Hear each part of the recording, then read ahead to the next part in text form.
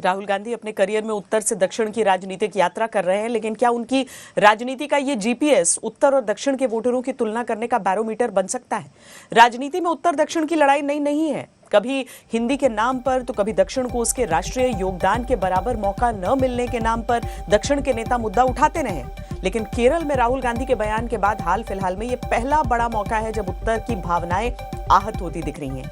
राहुल लगभग पौने 2 साल से वायनाड के सांसद हैं। उन्होंने जरूर अपने 15 साल के अमेठी के अनुभव और वायनाड के अनुभवों में अंतर महसूस किया होगा, लेकिन क्या इसे उसी तरह समझा जा सकता है जैसा कि राहुल के बयानों से नजर आया है? उत्तर भारत की राजनीति में जाति, धर्म, परिवारवाद की राजनीति एक फैक्टर हो सकता है, लेकिन क्या दक्षिण की राजनीति को पूरी तरह क्लीन चिट दी जा सकती है? कम से कम राहुल जिस केरल राज्य के सांसद हैं, वहां की राजनीतिक हिंसा एक बड़ी समस्या है। उत्तर और दक्षिण दोनों ही एक दूसरे से राजनीति के सूत्र लेते रहते हैं। जैसे मुफ्त का सामान देने का ट्रेंड दक्षिण से उत्तर में आया। यहां ये याद रखना होगा कि राहुल केरल के वायनाड सिर्फ इसलिए नहीं गए क्योंकि उन्होंने अमेठी को छोड़कर उसका चुनाव किया। 2019 में अमेठी में राहुल गांधी की हार हुई थी। राहुल से पहले सोनिया गांधी ने 1999 में अमेठी और कर्नाटक की बेल्लारी दोनों सीटें जीती थी, लेकिन दोनों में जीत के बाद उन्होंने अमेठी को चुना था।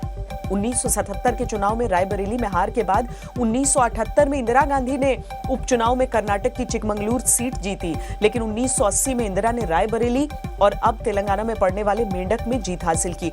लेकिन उन्होंने दोनों में जीत के बाद मेंढक को अपना संसदीय क्षेत्र चुना। कोई नेता किस संसदीय क्षेत्र का चुनाव करता है वो उसकी और उसकी पार्टी की रणनीति पर तय होता है, लेकिन क्या क्षेत्र के बंटवारे के आधार पर वोटर की प्रोफाइल